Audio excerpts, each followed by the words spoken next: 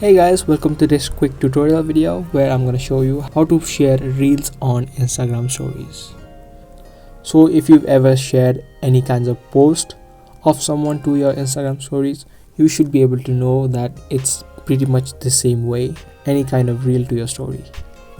Now firstly, head over to the reel that you want to share, and all you need to do is tap on this share icon right here. After you do that, you can see on the top add your reel to the story option has appeared. You can simply tap on it and the reel will be attached to your story. Now you can adjust it to the way that you want and then tap on your story. And there you go, you've just added and shared reels on your Instagram stories. If this video was helpful, then make sure to subscribe, share, and also give this video a thumbs up.